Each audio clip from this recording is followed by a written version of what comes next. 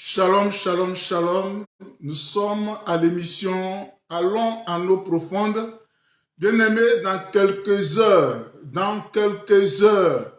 nous allons franchir l'an 2023. Bien-aimés, ma prière, que tous, on y arrive. Bien-aimés, la Bible dit qu'il y a un temps pour toutes choses.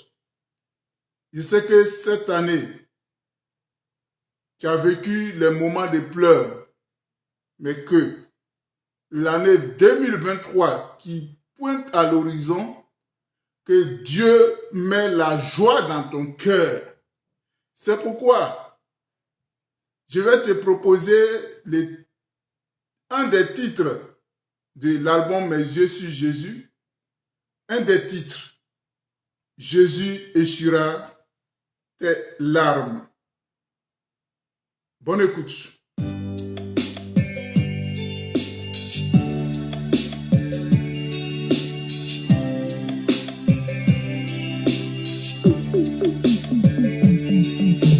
Frère, tu as trop pleuré pendant des années sans solution. Sœur, tu as trop pleuré pendant des années sans solution. Frère, tu as trop pleuré pendant des années sans solution. Sœur, tu as trop pleuré pendant des années sans solution. Pour ton enfantement, tu as trop pleuré sans solution. Pour ton mariage, tu as trop pleuré sans solution.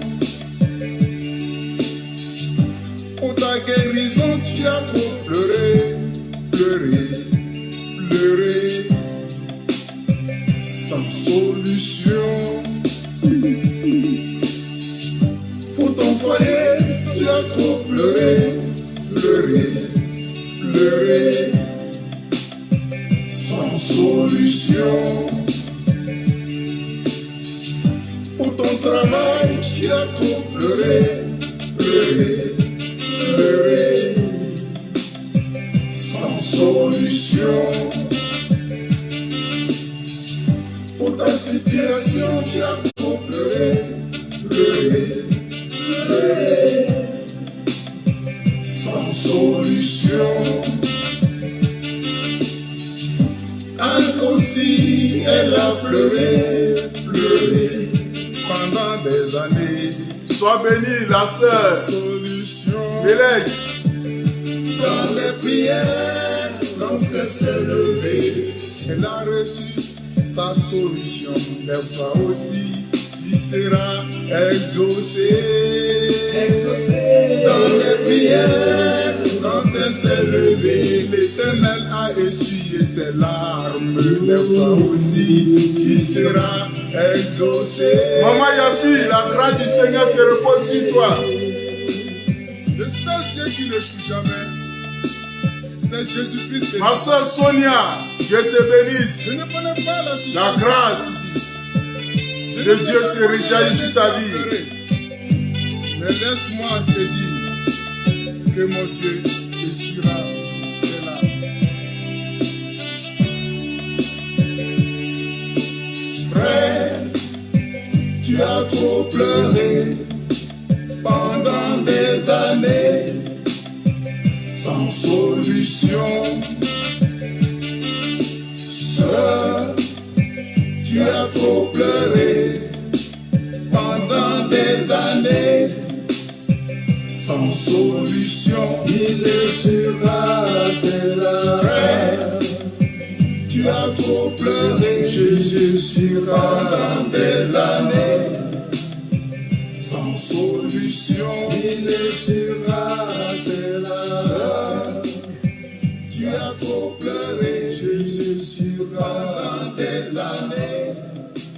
je prophétise, je déclare qu'en cette année 2023, Dieu essuiera tes larmes.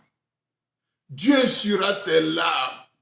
Et il va permettre que tu vas commencer à rire.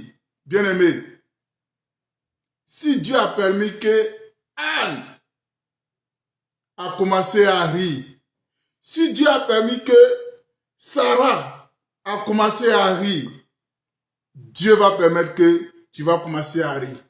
En cette année 2023. Shalom, shalom, nous sommes à l'émission Allons à l'eau profonde. Et sans plus tarder, nous allons aborder le thème de ce soir, les pensées de Dieu et les pensées humaines. Les pensées de Dieu et les pensées humaines. Bien-aimés, vous savez, comme Dieu l'a dit dans le livre de Ésaïe. Sans plus tarder, on va prendre le texte de Ésaïe, chapitre 55. Ésaïe, chapitre 55, les versets 8 et 9. Ésaïe 55, 8 et 9. Alléluia. Bien-aimé, l'Éternel pouvait déclarer, car mes pensées ne sont pas vos pensées, et mes voix ne sont pas, et vos voix ne sont pas mes voix, dit l'Éternel. Car mes pensées ne sont pas vos pensées, et vos voix ne sont pas mes voix. Autant les cieux sont élevés au-dessus de la terre, autant mes voix sont élevées au-dessus de vos voix. Alléluia. Et mes pensées au-dessus de vos pensées. Alléluia. Bien-aimé, personne ne peut cerner la pensée de Dieu. Personne. Ce que tu penses, Dieu va penser autrement. Ce que tu dis, Dieu va dire autrement. La façon que tu agis, Dieu va agir autrement. Car mes pensées ne sont pas vos pensées. Bien-aimés, vous savez, Dieu même a dit, quand il pardonne, il oublie. Voilà une des raisons. Dieu a dit, quand il pardonne, il oublie. Mais nous les hommes, nous les humains, on va dire, ah, j'ai pardonné, hein, mais je n'ai pas oublié. Car mes pensées ne sont pas vos pensées. J'ai pardonné, hein, mais je n'ai pas oublié. Il faut faire comme Dieu a fait. Sois béni, la sœur Pauline Caboret. La grâce du Seigneur se repose sur toi depuis ta position. Dieu, quand il pardonne, il oublie. Mais tu vas pardonner à une personne. Et puis tu vas toujours lui rappeler. Est-ce que tu as pardonné? Non. Tu n'as pas pardonné. C'est en cela, Dieu dit, car mes pensées ne sont pas vos pensées, dit l'Éternel. Et je t'invite à prendre le livre dans le livre, la parole dans le livre de Ézéchiel. Ça va beaucoup te parler. Ézéchiel 18, bien-aimé, lisons la parole de Dieu. C'est vrai, on va à l'église. C'est vrai, on fait l'œuvre de Dieu, on fait les aumônes, on participe. Mais si on ne s'intéresse pas à la parole de Dieu, les gens vont toujours nous dire des choses et puis on va croire que c'est la parole de Dieu. On va prendre la parole d'un serviteur de Dieu comme la parole d'évangile. Bien-aimé, fouillons la parole de Dieu comme les chrétiens de Béret. Ézéchiel chapitre 18. Ézéchiel 18. Vous allez voir l'une des raisons pour laquelle Dieu a dit ses pensées ne sont pas nos pensées, ses voix ne sont pas nos voix. Vous allez voir l'une des raisons. Ézéchiel 18 à partir du verset 21. Alléluia.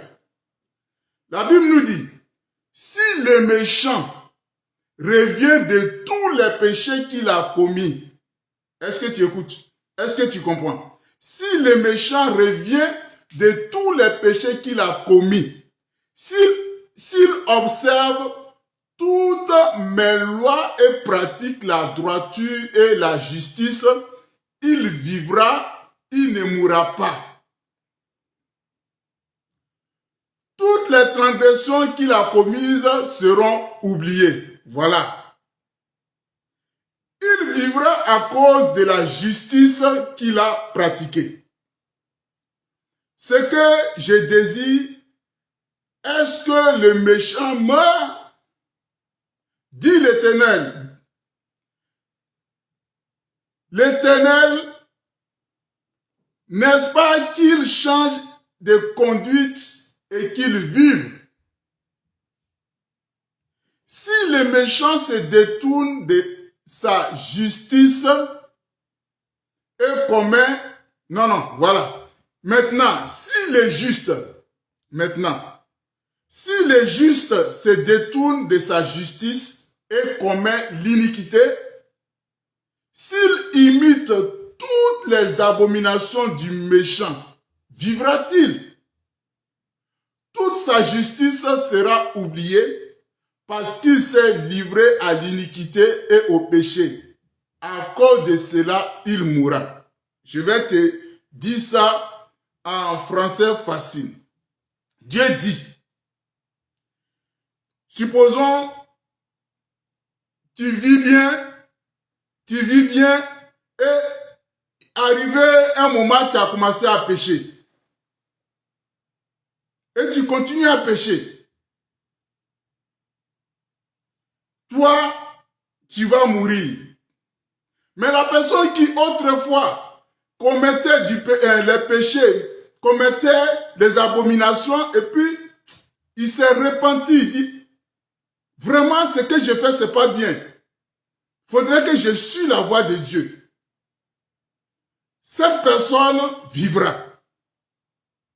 Vous voyez, Dieu a dit, la personne qui autrefois commettait du péché, faisait du tort et qui se répand, qui revient à lui, Dieu, lui, il va le laisser vivre.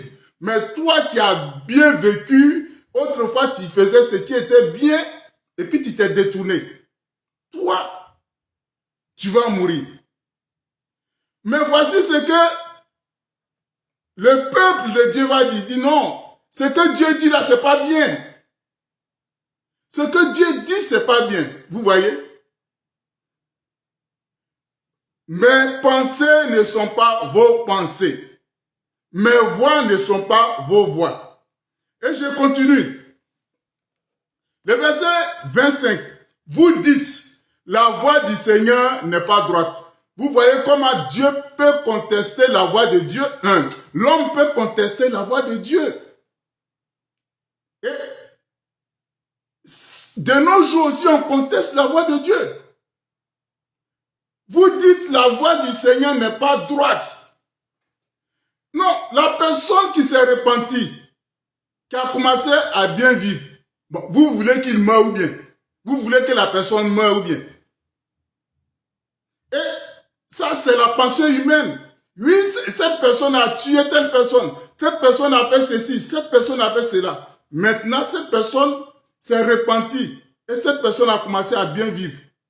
Si c'est nous les humains, on va tout faire pour tuer cette personne. Mais Dieu, dans sa grâce, a dit qu'il va laisser cette personne vivre. Et vous dites la voix de Dieu n'est pas droite. Écoutez donc, maison d'Israël, est-ce ma voix qui n'est pas droite? Ne sont pas plutôt vos voix qui ne sont pas droites? Bien-aimés, alléluia. Sois béni, serviteur. Blawa, doyen, la grâce du Seigneur se repose sur ta vie. Je suis tes cultes. En tout cas, Dieu bénit ton ministère. Alléluia. Si le juste se détourne de sa justice et commet l'iniquité. Est-ce que tu comprends? Si le juste se détourne de sa justice et commet l'iniquité et meurt pour cela, il meurt à cause de l'iniquité qu'il a commise. Si le méchant revient de sa méchanceté et pratique la droiture et la justice, il fera vivre son âme. Alléluia. Vous voyez la bonté de Dieu. Vous voyez la bonté de Dieu. Maison d'Israël, la voie du Seigneur n'est pas droite. Est-ce ma voie qui n'est pas droite, maison d'Israël? Ne serait-ce pas plutôt vos voies qui ne sont pas droites? C'est pourquoi je vous jugerai chacun selon ses voies. Alléluia. Donc, ces tests de référence te fait savoir que les pensées de Dieu ne sont pas nos pensées. Les pensées de Dieu ne sont pas nos pensées. Alléluia. On n'est pas prêt à pardonner. On est toujours là pour accuser, pour doiter, pour accabler. Mais Dieu, hier, hier dans mon exhortation, dans le texte que j'ai pris, dans le texte de 2 Rois 21, je crois, l'histoire de Manassé. La Bible nous dit que Manassé a fait périr même ses propres fils. Manassé a fait que le peuple de Dieu s'est détourné de la voie de Dieu.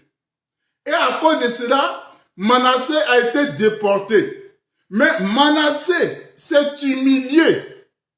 Et j'aime l'expression, on dit, Dieu s'est laissé. Ça veut dire, Dieu s'est laissé fléchir. Dieu a pardonné à Manassé. Malgré tout ce qu'il a fait. Dieu l'a pardonné. Non seulement Dieu l'a pardonné, mais Dieu l'a rétabli sur son trône. Vous voyez? Mais si c'était nous les hommes, si c'était nous les humains, on allait décider autrement. On allait décider autrement. Bien-aimés, nous allons venir maintenant dans les évangiles. Dans les évangiles, nous allons prendre les textes de Matthieu chapitre 20. Matthieu chapitre 20, la parabole de Jésus, l'une des paraboles de Jésus. Matthieu dans son chapitre 1. Dans son chapitre 20, pardon. Matthieu chapitre 20, à partir du verset 1. La Bible nous dit, car le royaume des cieux est semblable à un maître de maison qui sort dès le matin afin de louer des ouvriers pour sa vigne. Il convient avec eux d'un denier par jour. Est-ce que tu comprends? D'un denier par jour. Et il les envoya à sa vigne. Il sortit vers la 3e heure et il en vit d'autres qui étaient sur la place sans rien faire. Il leur dit, allez-y, allez aussi à ma vigne, car je vous donnerai ce qui serait raisonnable. Et ils y allèrent. Il sortit, voilà, et ils y allèrent. Alléluia. Il sortit encore, et voilà, comme le texte est long, je vais prendre le verset 14 et puis 16 pour pour qu'on puisse conclure. Alléluia. Versets 14 à 16. Ok. Non, à partir du verset 13. Il répondit à l'un d'eux, mon ami, je ne t'ai fait pas tort. N'es-tu pas convenu avec moi d'un denier? Prends ce qui te revient et va-t'en. Je vais donner à ce dernier autant qu'à toi. Ne m'est-il pas permis d'être bon? Vous voyez? Donc, je vais te résumer les tests. Il y a, bon, comme un chef, un patron qui avait un champ de vigne. Donc, il a loué des ouvriers. Il y a des gens qui ont commencé tôt. Il y a d'autres, bon, supposons ils ont commencé à 8 heures. D'autres, ils ont commencé à 10 heures. D'autres, ils ont commencé à midi. Jusqu'à, bon, 17 heures. Puisque le plus souvent, c'est à 18 heures, on arrête de travailler. Donc, il y a des gens qui ont commencé à 18 heures, à 17 heures. Et à 18 heures, ils ont fini leur travail. Il a décidé de les payer. Il a donné la même somme à celui qui a commencé à 8 heures qu'à celui qui a commencé à 17 heures. Vous voyez? Est-ce que nous, les hommes, on peut faire ça? Et voici que celui qui a commencé tôt, il se plaint. Il dit, mais moi, j'ai beaucoup travaillé. J'ai commencé à travailler à 8 heures. Pourquoi tu peux me donner la même somme que celui qui a travaillé à 17 heures? Humainement, il a raison. Parce que il doit bénéficier du fruit de son ardeur. Mais voilà où Dieu, la pensée de Dieu va nous amener. La pensée de Dieu va nous amener sur la bonté de Dieu. Alléluia. La pensée de Dieu va nous amener sur la bonté de Dieu. C'est pourquoi? C'est pas parce que tu as commencé l'œuvre tôt. Peut-être que tu as connu Jésus à 16 ans, que celui qui a connu Jésus à 100 ans, c'est le même statut, bien aimé. La bonté de Dieu. La bonté de Dieu. Là où tu veux parler de l'œuvre que tu as fait, tu veux parler du travail que tu as fait, de l'effort que tu as fourni, Dieu te parle de la bonté. Car mes pensées ne sont pas vos pensées, mes voix ne sont pas vos voix. Alléluia. Alléluia. Et quand je continue encore, quand il lit Jean 13, à partir du verset 1er jusqu'au verset 6, bien aimé, Jésus a lavé les pieds de ses disciples. Est-ce que ton patron peut laver tes pieds? Vous voyez, vous voyez, avant les gens marchaient, imaginaient un peu la poussière qui était sur leurs pieds. Imaginez un peu les orteils qui étaient durs. Et c'est le patron qui lave les pieds de ses ouvriers. Car mes pensées ne sont pas vos pensées, mes voix ne sont pas vos voix. Alléluia. Alléluia. Et de continuer, Jésus a dit quoi? Celui qui veut être grand, qu'il soit serviteur des autres. Mais regardez un peu comment nos dirigeants nous traitent. Regardez un peu la pensée de Dieu différente de la pensée humaine. Regardez un peu comment nos dirigeants, regardez un peu ceux-mêmes qui ont une petite autorité, comment ils se comportent par rapport à l'agissement de Jésus. Bien-aimé, est-ce que tu comprends? Alléluia! Est-ce que tu comprends cela? C'est pourquoi je t'invite à prendre encore le livre de Matthieu. Matthieu dans son chapitre 18. Matthieu 18 à partir du verset 13. Alléluia. Matthieu 18 à partir du verset 13.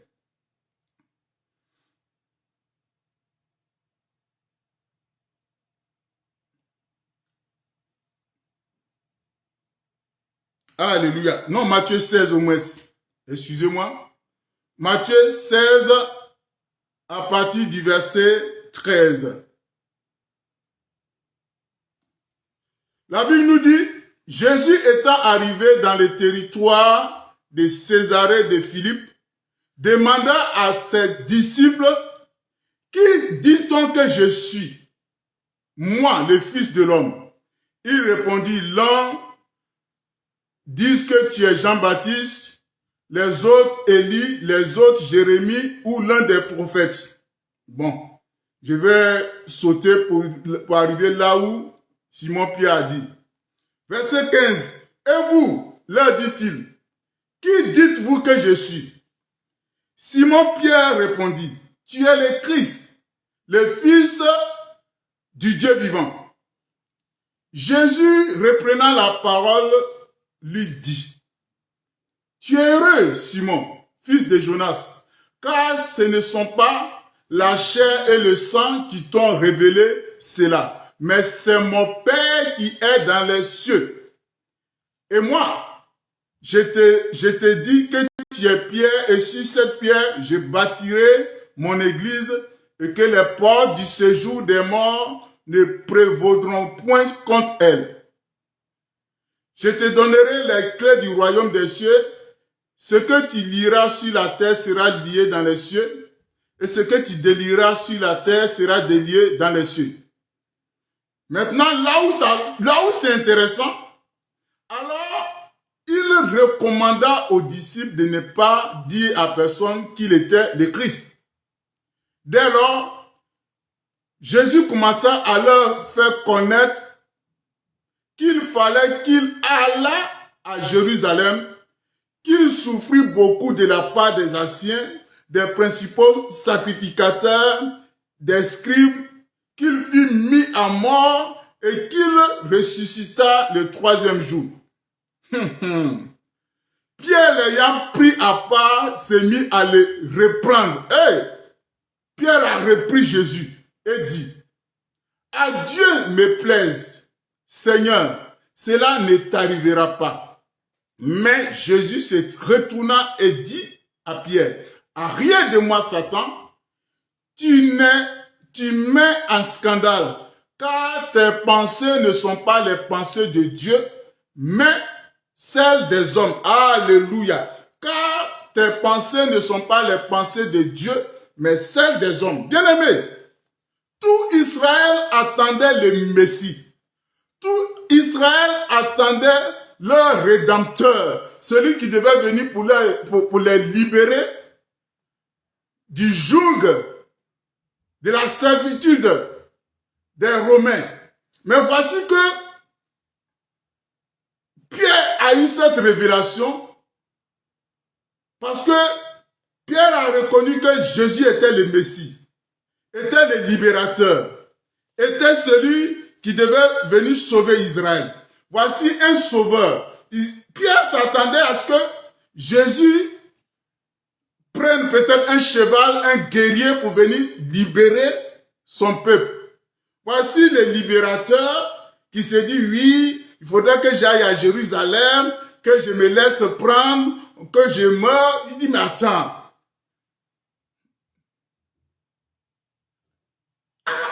Le libérateur, là, c'est comme ça il va se comporter. La personne qu'on attendait des années, des siècles, c'est comme ça il doit se comporter.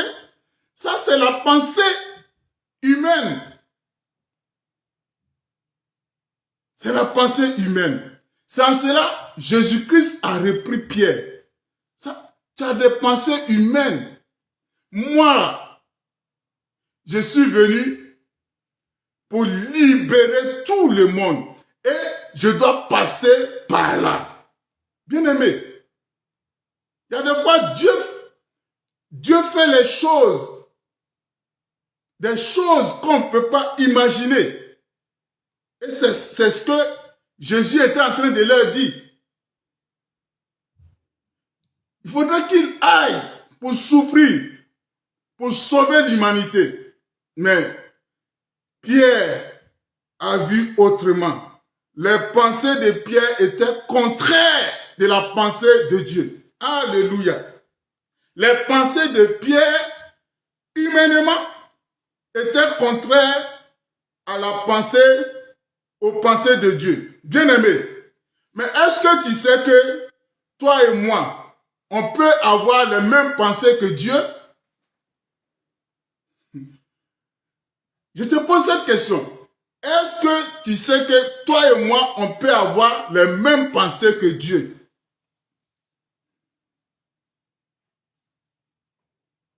Moi, je te réponds que oui. Je te réponds avec certitude, oui. Toi et moi, on peut avoir les pensées de Dieu. Prends le texte de 1 Corinthiens 2. Alléluia. 1 Corinthiens 2. 1 Corinthiens chapitre 2. Et la parole de Dieu est douce. 1 Corinthiens chapitre 2.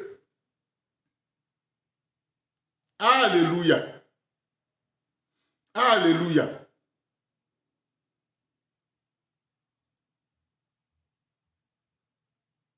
Je vais te prendre, on va commencer à lire, et puis tu vas bien comprendre depuis le premier verset. Pour moi, ça c'est l'apôtre Paul qui a envoyé une lettre. Quand on parle des épîtres, ce sont les lettres. Pour moi, frère, lorsque je suis allé chez vous, ce n'est pas avec une supériorité de langue ou de sagesse que je suis allé vous annoncer le témoignage de Dieu.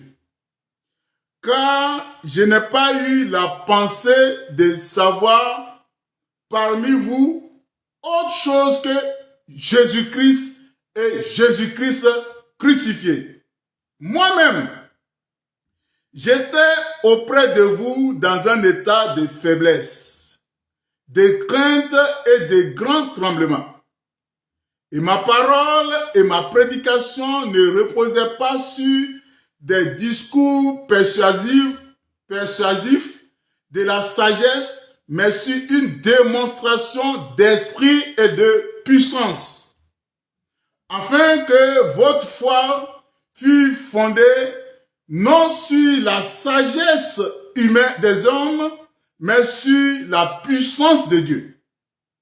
Cependant, c'est une sagesse que je vous prêche, que nous vous prêchons parmi les parfaits, sagesse qui n'est pas de ce siècle, ni des chefs de ce siècle qui vont être anéantis. Nous prêchons la sagesse de Dieu mystérieuse et cachée, que Dieu avant les siècles avait destiné pour notre gloire. Sagesse qu'aucun des chefs de ce siècle n'a connue. Car s'il l'eût connu, il n'aurait pas crucifié le Seigneur de gloire. Mais, comme il est écrit, ce sont les choses, alléluia. C'est la partie qui est intéressante. Mais comme il est écrit, ce sont les choses que l'œil n'a point vues, que l'oreille n'a point entendues, et qui ne sont point montées au cœur de l'homme, des choses que Dieu a préparées pour ceux qui l'aiment. Nous Dieu nous les a révélés par esprit. Alléluia. Dieu nous les a révélés par esprit, car l'esprit, écoutez, car l'esprit sonde tout, même les profondeurs de Dieu. Il faut retenir le verset 10. Car l'esprit sonde tout, même les profondeurs de Dieu. Lequel des hommes, en effet, connaît les choses de l'homme, si ce n'est l'esprit de l'homme qui est en lui? C'est toi-même qui te connais. C'est toi-même qui te connais. Tu te connais mieux que tout le monde. De même, personne ne connaît les choses de Dieu si ce n'est l'Esprit de Dieu. Or, verset 12, or, nous n'avons pas reçu l'Esprit du monde, mais l'Esprit qui vient de Dieu, afin que nous connaissions les choses que Dieu nous a données par grâce. Et nous en parlons, non avec des discours qu'enseigne la sagesse humaine, mais avec ce qu'enseigne l'Esprit, employant un langage spirituel pour les choses spirituelles. Mais l'homme animal ne reçoit pas les choses de l'Esprit, car elles sont une folie pour lui. Et il ne peut les connaître parce que c'est spirituellement qu'on en juge. L'homme spirituel, au contraire, juge de tout et il n'est lui-même jugé par personne. Le verset 16. Car qui a connu la pensée du Seigneur pour l'instruire? Ah, nous avons la pensée de Christ. Alléluia. Donc, toi et moi, nous avons la pensée de Christ. Jésus est Dieu. Si nous avons la pensée de Christ, nous avons la pensée de Dieu. Le Saint-Esprit qui habite en nous est Dieu. Et si cet esprit sonde même les profondeurs de Dieu, nous avons la pensée de Dieu. Alléluia. Donc, bien-aimé, ce que j'aimerais te dire, l'esprit est l'agent par lequel on perçoit la pensée de Dieu. L'esprit que nous avons, l'esprit qui nous a été donné par Jésus est l'agent par lequel on perçoit la pensée de Dieu. Bien-aimé, parce que nous possédons la vie de Jésus. Nous possédons la vie de Jésus. Donc si nous possédons la vie de Jésus, nous pouvons comprendre comme lui. On peut comprendre comme lui. On peut penser comme Jésus. On peut faire comme Jésus. Je crois que tu es d'accord avec moi. Si nous avons la vie de Jésus en nous, on doit comprendre comme Jésus, on doit agir comme Jésus, on doit penser comme Jésus. Si on pense comme Jésus, c'est qu'on a les mêmes pensées que Dieu. Ça est dans ta Bible. C'est pas moi qui invente quelque chose. Ça est dans la parole de Dieu. Car qui connaît la pensée du Seigneur pour l'instruire? Or, nous, toi et moi, nous avons la pensée de Christ. Alléluia. Toi et moi, on a la pensée de Jésus. Donc, on doit comprendre comme Jésus. On doit penser comme Jésus. On doit agir comme Jésus. Alléluia. Donc, en conclusion, l'objectif principal d'un chrétien doit être de penser et d'agir comme Jésus. Et c'est ce que Jésus-Christ est venu pour nous le faire comprendre. Bien-aimé, toi et moi, on doit avoir les pensées de Dieu. C'est vrai, Ésaïe, c'est dans l'Ancien Testament où Dieu, pour faire quelque chose, ou bien pour opérer un miracle, ou bien pour parler à son peuple, envoyait son esprit sur ses serviteurs après la mission de Saint-Esprit. Bon, il leur retire l'esprit. C'est comme ça. Mais nous avons cette grâce. Le Saint-Esprit demeure en nous. Le Saint-Esprit demeure en nous. Dieu le Père, il est Dieu. Dieu le Fils, il est Dieu. Dieu le Saint-Esprit, il est Dieu. Et le Saint-Esprit habite en toi et moi. On doit avoir la pensée de Dieu. Parce que le Saint-Esprit est Dieu. Bien-aimés, c'était Allons en eau profonde du ministère de l'adoration sacrificielle avec le pasteur Séverin Picard. Dieu vous aime!